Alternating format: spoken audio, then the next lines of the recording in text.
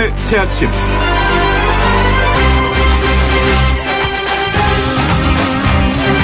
미국이 한국에 요구할 방위비 분담금 총액을 약 6조 정도로 책정했다는 보도가 나왔습니다. 구체적 액수는 공개되지 않았다면서 강경화 외교부 장관이 부인했지만 불길한 예감은 지울 수가 없네요.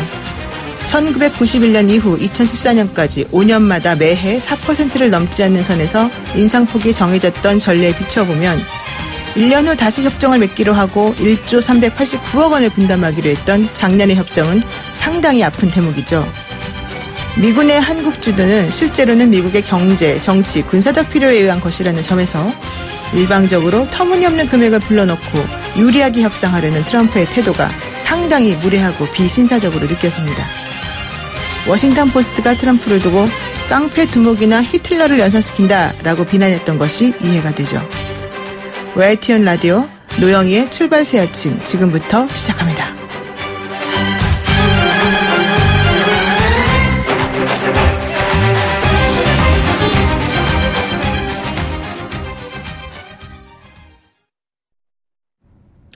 어제 한 분만 판다 친일파 편을 진행하면서 자유한국당 곽상도 의원이 제기했던 친일 의혹을 이야기했습니다. 그런데 이야기 도중 출연자 김태현 변호사가 곽상도 의원이 변호사로 일한 적이 있다 이렇게 언급을 했는데요. 이것은 잘못된 정보였음을 알려드립니다. 곽상도 의원은 변호사로 일한 적이 있다고 합니다.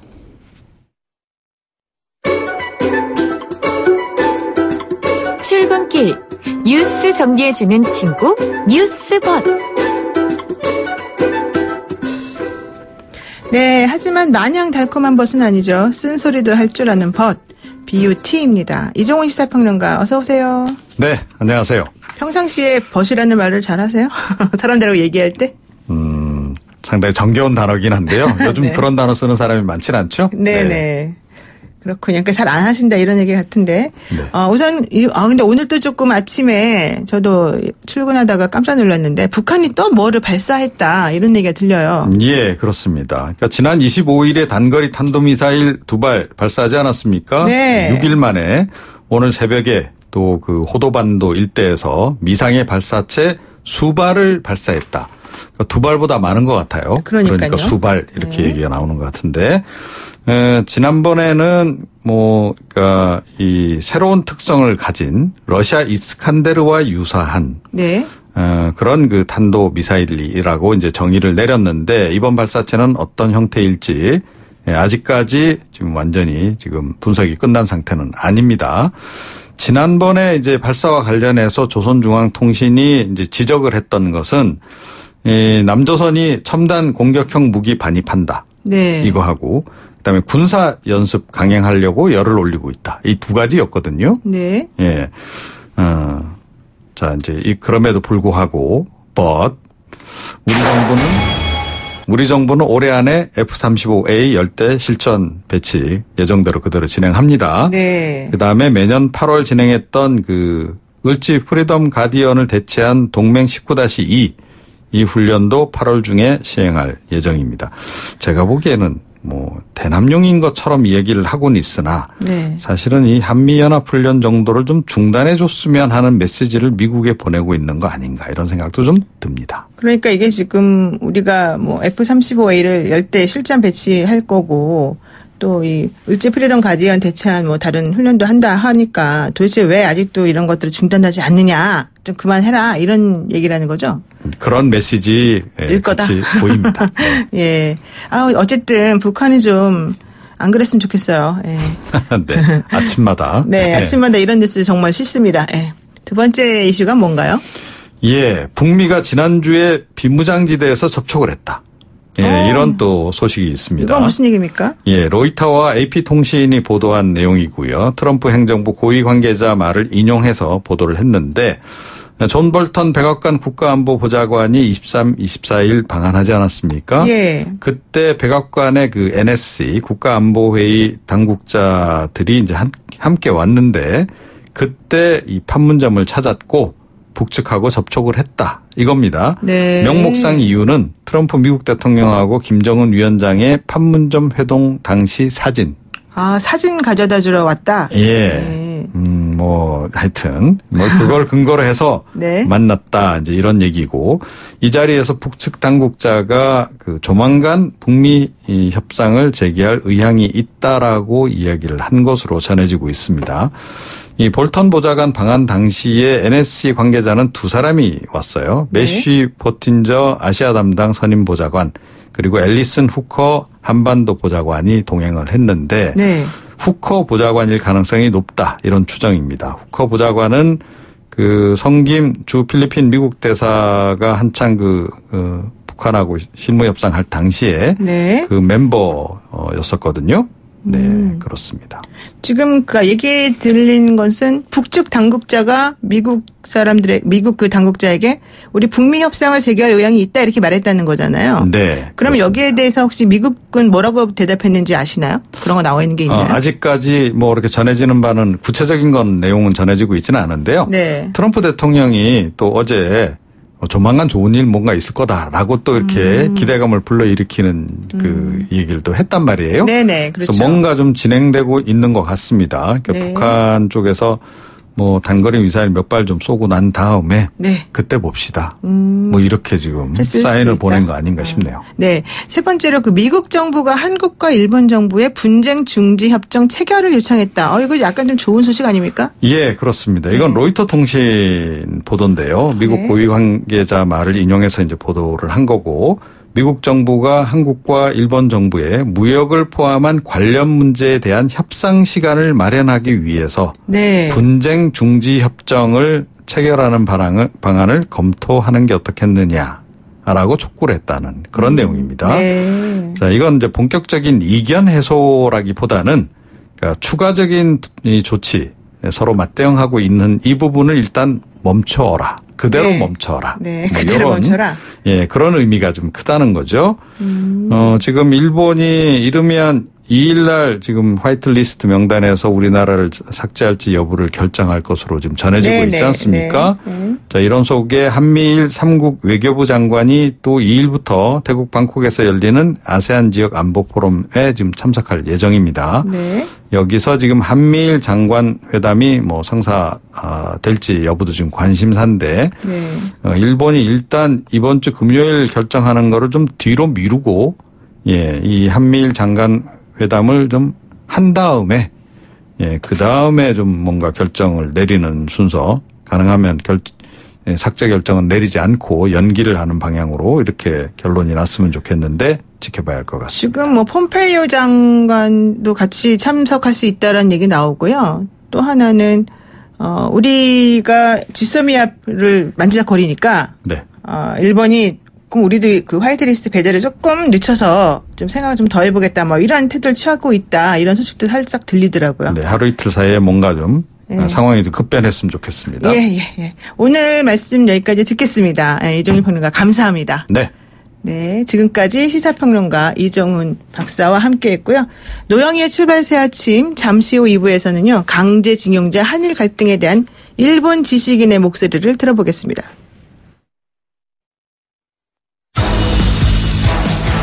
친절한 시사, 시원한 통찰, 노영희의 출발 새 아침, 슬기로운 인터뷰.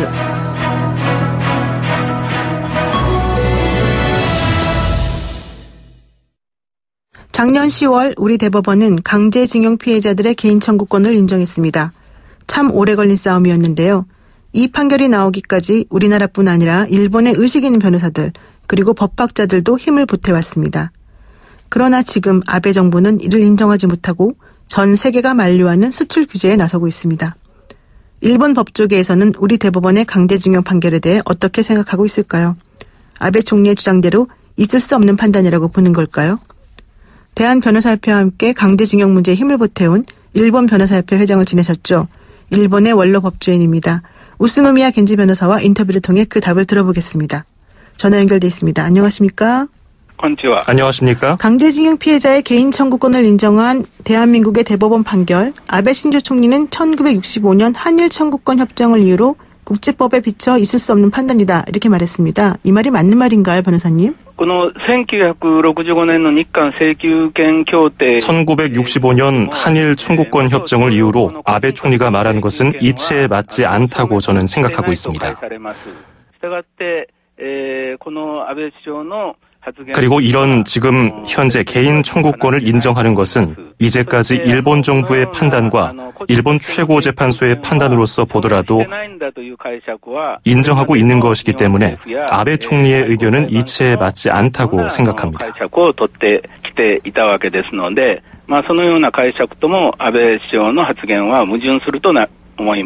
지금 그 질문 중에 하나가 국제법에 비춰 있을 수 없는 판단이냐, 이제 이게 가장 문제가 되는 건데요. 그렇다면 국제법적으로는 개인 청구권과 국가를 통한 그런 청구권 이 두 개가 양립한다고 보는 건지요?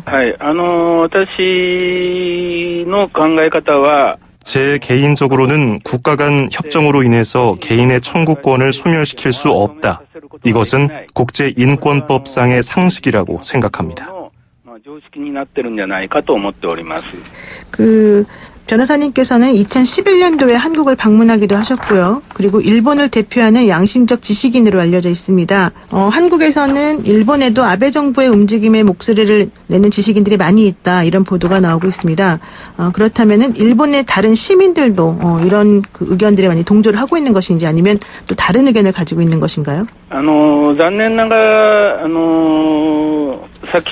안타깝지만 조금 전에 아베 총리의 발언이죠.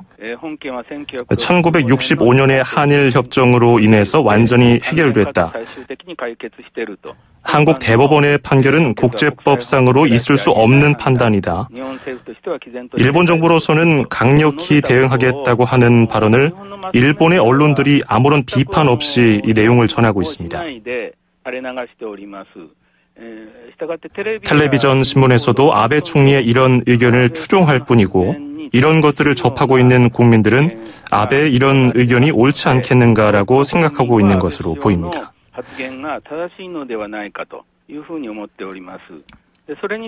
하지만 우리 변호사들이 이것에 대해서 이론이나 반론을 가지고 있지만, 아쉽게도 일본의 미디어, 언론들은 우리들에게 취재를 오고 있지는 않은 상황입니다. 상당히 안타깝게 생각하고 있습니다.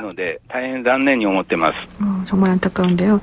일본 정부도 그런데 지금까지는 그 강제징용 문제에 대해서 개인의 청구권은 소멸되지 않았다, 이런 입장을 보이지 않았습니까?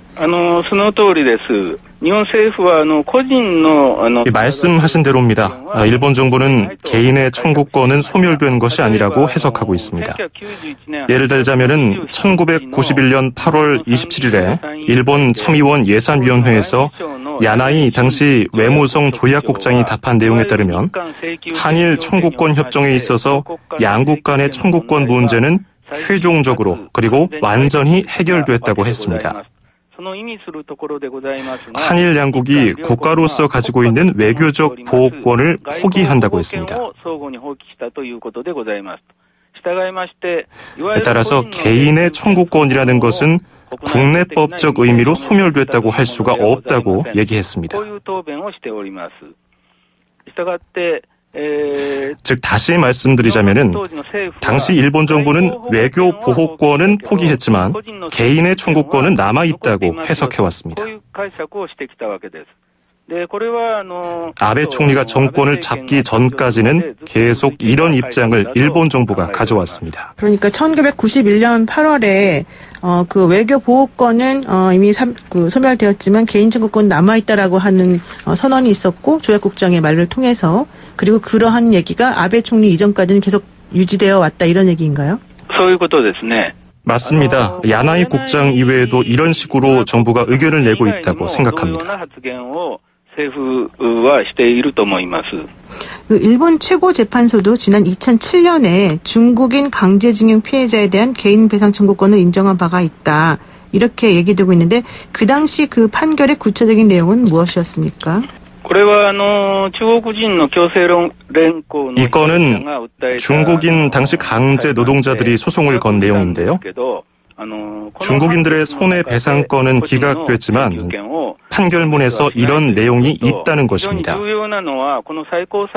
개인의 청구권은 소멸하지 않았다는 것인데요. 중요한 것은 최종 판결의 마지막에 개별적, 구체적인 청구에 관해서 가해자인 일본 기업들이겠죠. 일본 기업들은 자발적으로 구제하는 것에 대해서는 방해할 수 없다. 중국인 노동자들이 강제징용에서 입은 정신적, 신체적인 피해가 상당히 컸다. 일본 기업들은 강제징용으로 이익을 얻었다. 이런 점들을 지적하면서 청구는 기각하지만 가해자들이 피해자들을 구제하기 위한 노력을 하는 것을 기대한다고 했었습니다. 그래서 이런 판결이 있은 다음에 그 당시 일본 가해자 기업이었던 니시마스 건설이 화해금을 지불했던 것입니다.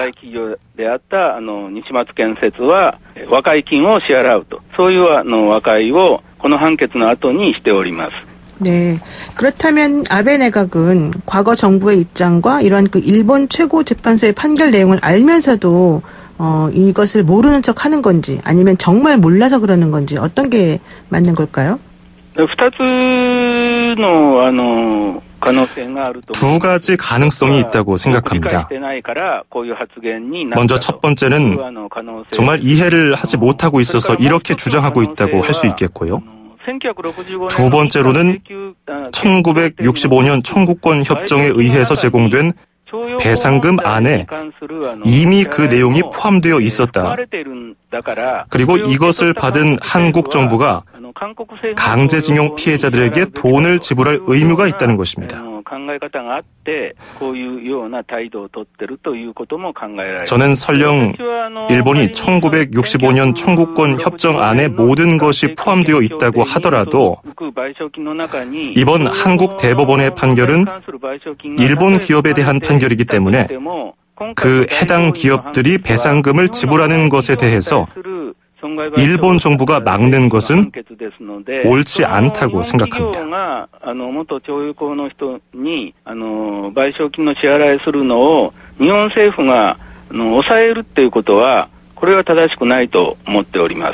그러니까 1965년 협정은 국가와 국가 간에 이루어진 협정이고 이번에 대법원, 그 한국의 대법원의 판결은 개인과 개인 기업 간에 이루어진 재판이기 때문에 거기에서 나온 그 결론을 일본 정부가 부인하는 것은 혹은 부정하는 것은 대한민국의 사법권을 침해하는 거 아니냐 이렇게 봐도 된다는 거죠? 그렇습니다. 사법권의 문제이기도 하고요. 기본적으로 제가 생각하기에 민주주의 국가라는 것은 입법과 사법, 행정 이렇게 3권이 분리되어 있는 상황이고 사법은 개인의 인권을 지키기 위해서 입법과 행정을 감시하는 것에서부터 출발했다고 생각합니다.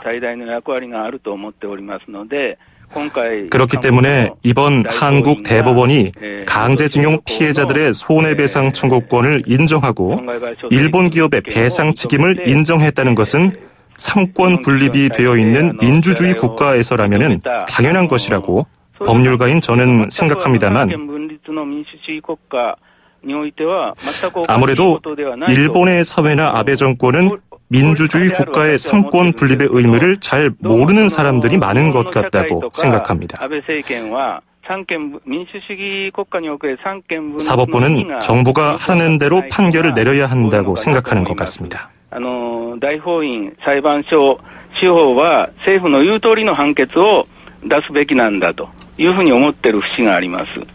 네, 아까 그 말씀하실 때 일본 미디어가 우리 변호사님 같은 분을 취재하러 오지 않는다. 그래서 그러한 의견이 일본 사회에 뭔가 알려지는 그런 기회가 좀 적다 이런 말씀을 하셨는데 왜 매스컴이 움직이지 않는 건지 혹시 알고 계십니까? 2012년 12월 2차 아베 내각이 출범한 이후로 언론에 대한 간섭과 통제가 강화됐습니다.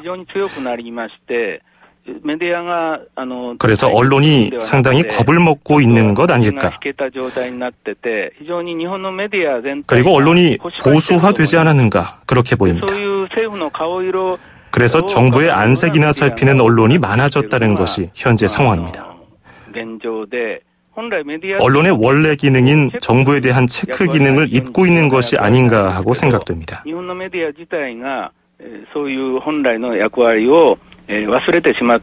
네, 그렇다면은 일본 아베가 굳이 유독 한국에 대해서만 이렇게 강경한 태도를 취하는 것은 왜일까요?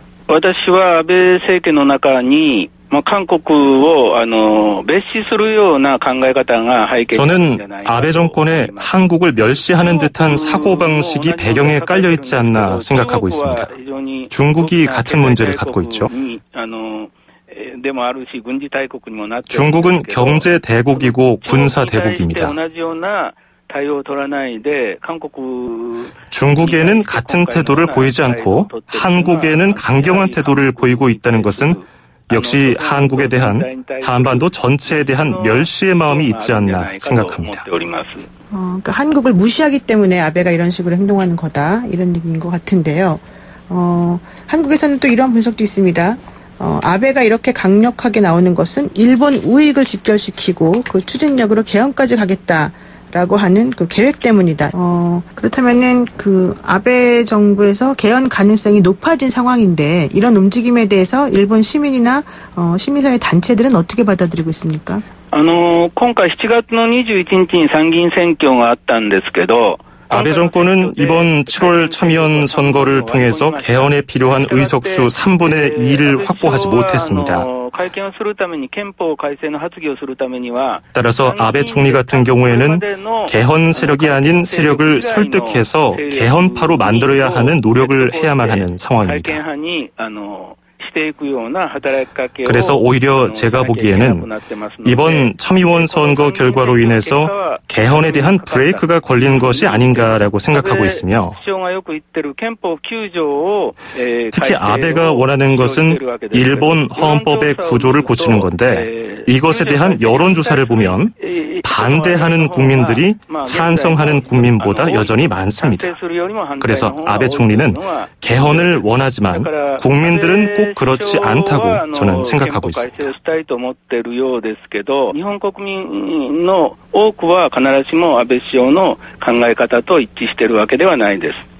지금 한국에서는 아베에 반대해서 일본 상품 불매 운동이 일어나고 있는데 혹시 변호사님들 이런 내용을 알고 계십니까?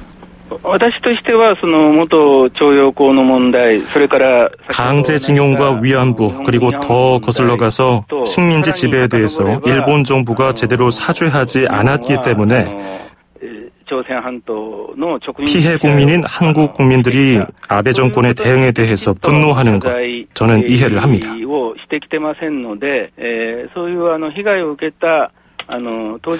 그리고 한국 국민들이 왜 화를 내는지에 대해서 예전에 강제징용과 위안부 문제 그리고 식민지 지배의 실체에 대해서 언론 매체 등이 일본 국내에 조금 더 알릴 필요가 있지 않을까 생각합니다.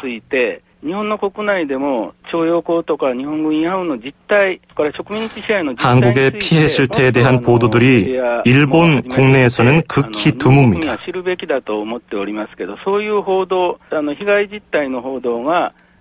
따라서 과거의 식민지배나 강제징용, 위안부 문제 등을 잘 모르는 일본 국민들이 한국에서 일어나고 있는 불매 운동을 접하게 되면 뭔가 위화감을 느끼게 되지 않을까 하고 생각하는데요. 저는 그런 일들로 인해서 한국과 일본의 양국 시민들이 서로 대립하고 또 서로 혐오하는 것에 대해서는 상당히 걱정하고 있습니다. 그런 일은 좋지 않다고 생각합니다. 일본에서는 과거 한국과 사이에 있었던 그 역사를 제대로 국민들에게 가르치지 않았기 때문에 지금 현재와 같은 일이 벌어진다라는 분석도 있습니다. 그 부분에 대해서는 어떻게 생각하십니까?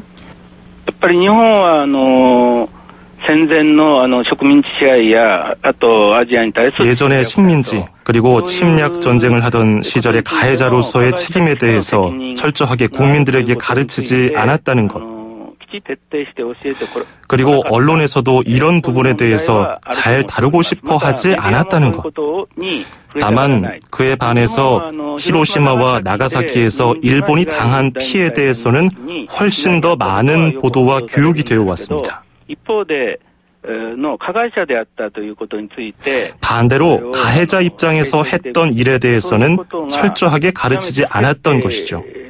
이런 것이 지금의 한일 문제의 가장 큰 근원에 있지 않을까 하고 생각합니다. 네, 강제징용 문제의 본질은 무엇이라고 생각하십니까?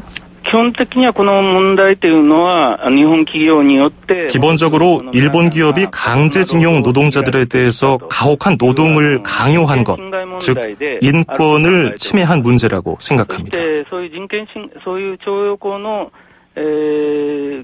인권 침해 문제인 만큼 그 인권 침해를 당한 당사자들이 납득할 만한 해결 방법이 취해져야 한다고 생각하고 있습니다.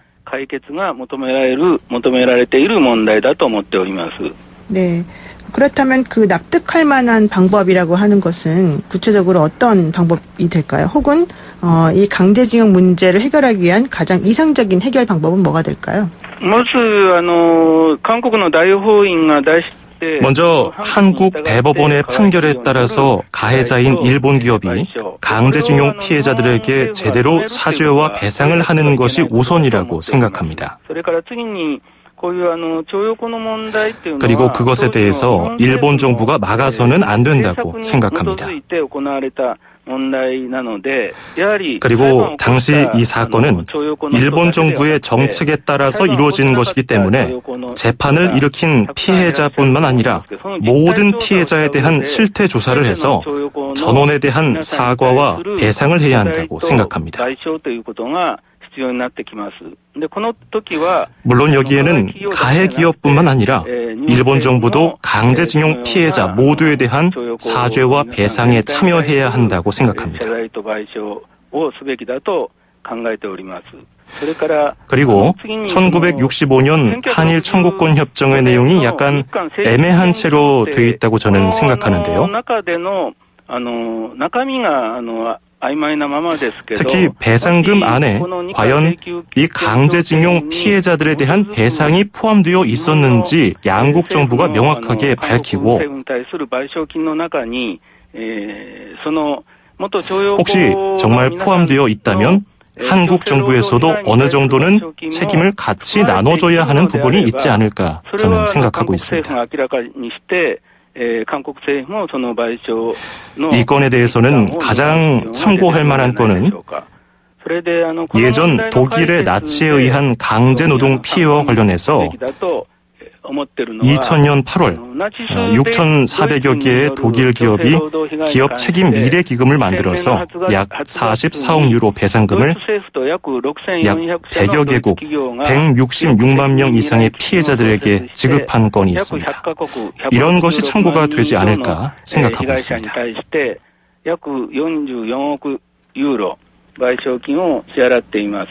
지금 그 한국하고 일본 관계가 최악인데 이런 상황에서도 변호사님이 말씀하신 그런 종류의 해법이 가능할까요? 우선은 한국과 일본 양국 정부가 대화를 잘 해야 한다고 생각합니다. 그리고 일본 사회에서는 아직까지 식민지나 침략 전쟁 당시에 대한 교육을 제대로 해서 과거를 반성한다고 하는 부분이 제대로 되어 있지 않기 때문에 이번 기회를 통해서 이것을 철저하게 해야 하는 부분이 있겠고요. 그리고 이 문제는 과거를 반성해야만 해결의 가능성이 있기 때문에 그런 부분도 필요하지만 그리고 물론 일본 시민사회 운동의 힘도 필요합니다. 하지만 아쉽게도 일본의 시민사회 운동의 힘은 아베 정권을 바꿀 힘을 갖고 있지 못합니다. 일본에서는 이런 시민사회 운동을 전개해 나아가고 이에 대한 한국에서의 응원도 있었으면 좋지 않을까 하고 생각하고요. 그리고 최근의 상태를 보면 문제를 타개하기 위해서는 정부 간의 대화도 중요하지만 한국과 일본의 국민 그리고 시민들의 목소리가 큰 힘이 되는 것 같습니다. 그렇기 때문에 시민 교류, 민간 교류가 이번 일로 인해 줄어들어서는 안 된다고 생각합니다. 마지막으로 변호사님께서 만약에 한국 정부와 한국 국민들에게 하고 싶으신 말씀이 있다면 어떤 것이 있을까요? 한국 정부에게는 어제든 일본 정부와 적극적으로 대화를 해주기를 바라고요. 그리고 한국 대법원의 판결에 대한 한국 정부의 생각이 어떤지, 그리고 1965년 한일 청구권 협정의 내용에서 언급됐던 그 일본 정부가 주장하고 있는 배상금이 이미 지불되었다고 하는 그런 일본 정부의 주장에 대한 한국 정부의 의견은 어떤지, 한국 내에서는 한국 정부의 입장이 전달되어 있는지 모르지만 일본에서는 전혀 알려져 있지 않기 때문에 그런 부분에 대해서 명확하게 해주면 좋겠습니다. 그리고 역시 대화가 없으면 서로 이해하는 것은 불가능합니다. 민간이든 정부든 끈기 있게 대화를 계속했으면 좋겠습니다.